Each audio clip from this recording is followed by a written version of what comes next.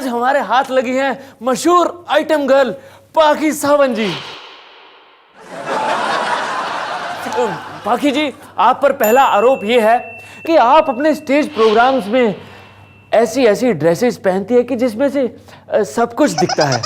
मैं पहनूंगी जो मेरे दिल में आएगा वो पहनूंगी, मैं किसी डरती नहीं हूँ। जो मेरे दिल में आएगा वैसे कपड़े पहनूंगी, मेरा काम ऐसा है मिलॉर्ड। मेरे प्रोग्राम का नाम ही होता है पाखी सावंत शो। हमारे हाथ आपकी एक ड्रेस लगी है, ये इतनी ज्यादा ट्रांसपेरेंट है कि इसमें से सब कुछ दिखाई देता है, आर पार। यहां तक कि जज साहब भी इसमें से आर पार दिखाई दे रहे हैं। आपको हो गया? एक बात बोलूं आपको, अगर मैं ये ड्रेस अभी के अभी पहनूं तो कुछ भी आर पार नहीं दिखाई देगा, यहां तक कि इसके अंदर से जज साहब भी नहीं दिखाई देंगे। लगी शर्ट। पाखी जी, आपका एक MMS हमारे हाथ लगा है। क्या आप भी बाकी हीरोइंस की तरह यही कहना चाहेंगे कि आप उसमें नहीं हैं? वो मैं ही हूँ जज साहब, मैं 200% मैं हूँ। मुझे इस बात की खुशी है, थैंक गॉड कि पाखी कहीं तो अच्छी तरह से दिखाई पड़ रही है। ओह माय गॉड, जज साहब भी अपना मोबाइल चेक कर रहे हैं। कैसी लग रही है? हॉट। आज हमारे साथ कटघरे में मौजूद हैं मुंबई के रोड ट्रांसपोर्ट ऑफिसर।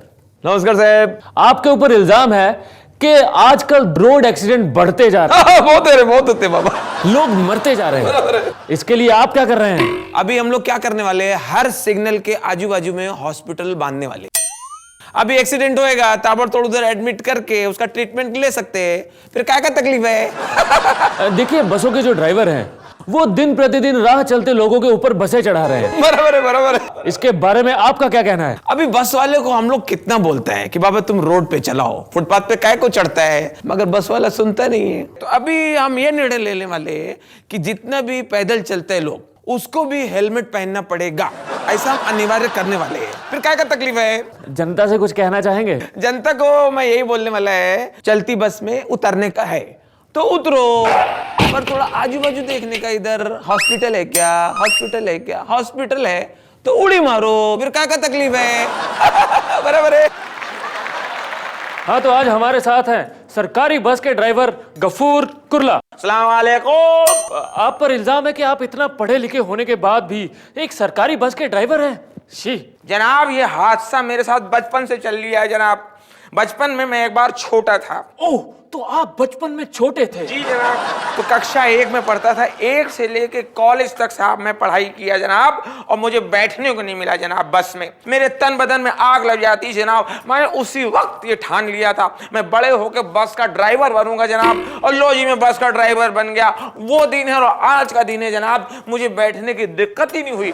आप पर यह इल्जाम है कि आप हैं तो सरकारी बस के ड्राइवर, लेकिन फिर भी आप एक्सीडेंट इतने क्यों करते हैं? जनाब, एक्सीडेंट का होना ना होना मेरे बस में नहीं है जनाब। तो फिर किसके बस में है? ये अल्लाह ईश्वर के बस में है जनाब। आप पढ़ते नहीं, बस में लिखा रहता है ईश्वर अल्लाह आपकी यात्रा मंगलमय करे जनाब। अच्छा गफूर जी, आप ये बताइए कि आप कितने घंटे बस में रहते हैं? जनाब, मैं 24 घंटे बस में रहता हूं जनाब। 10 घंटे सरकारी बस में रहता हूं और 14 घंटे अपनी बीवी के बस में रहता हूं जनाब। फत्तों को तो मैं टाइम ही नहीं दे पा रहा हूं जनाब। ये फत्तो कौन है? फत्तो मेरी माशूका है जनाब। इसी चक्कर में वो किसी और के बस में हो गई जनाब। ना कुछ तेरे बस में फत्तो, ना कुछ मेरे बस में। फत्तो जनाब, आपको उसका नाम कैसे मालूम? आप ही ने बताया है? आज हमारे साथ है एक बहुत ही महान नेताजी, आप पर पहला इल्जाम यह है कि आपने जो बड़े बड़े दावे किए थे कि आपके एरिया में CCTV कैमरा लगे हुए हैं, उन कैमरास की वजह से जो है आपके एरिया में चोरियां नहीं होंगी। क्या ऐसा कुछ हुआ? कसम चार मीनार की, चोरियां बंद हो गई ना पब्लिक की। अभी हम लोग जितनी बार CCTV कैमरा लगाते, चोरा आते, वो कैमरा ही चोरी कर ले जाते। आप पर एक इल्जाम और है, आपकी यूनाइटेड पार्टी जो है वो 2 साल में 4 बार टूट चुकी है। जितने भी बड़े नेता थे वो सब आपकी पार्टी छोड़कर जा चुके हैं।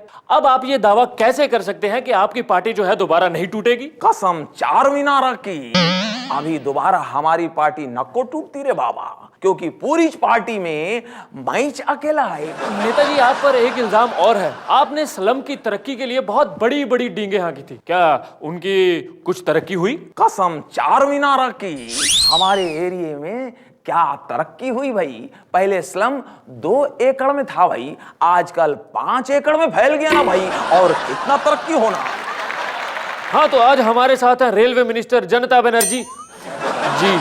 आप पर इल्जाम है कि आपने भालू जी के ड्रीम प्रोजेक्ट मैग्नेटिक फील्ड से चलने वाली ट्रेन का प्लान जो है वो कैंसिल कर दिया।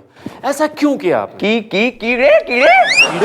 अरे बाबा गुंडा बदमाश हम बोल रहा है ये सब कैन बोल चीज चीज? नो आई डोंट लाइक चीज। अरे बाबा हम बोल रहा है जो भालू जी है उनका ड्रीम प्रोजेक्ट एकदम बकवास है। वो क्या बोला कि चुंबक का ट्रेन लाएगा?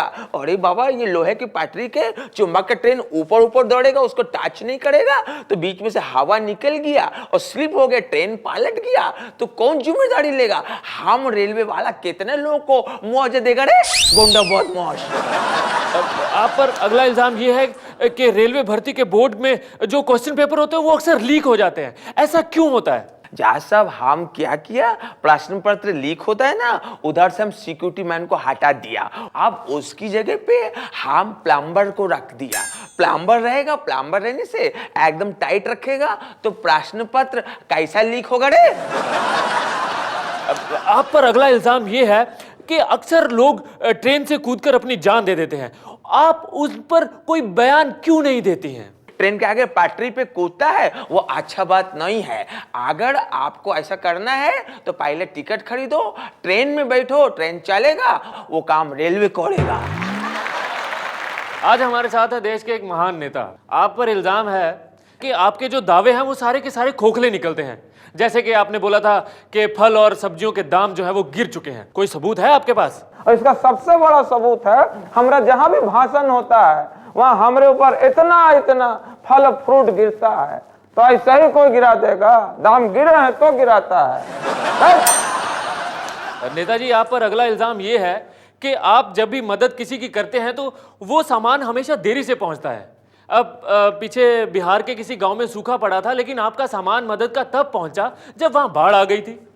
बाढ़ के टाइम पे पहुंच गया ना, बाढ़ ग्रस्त लोगों को मदद मिल गया ना।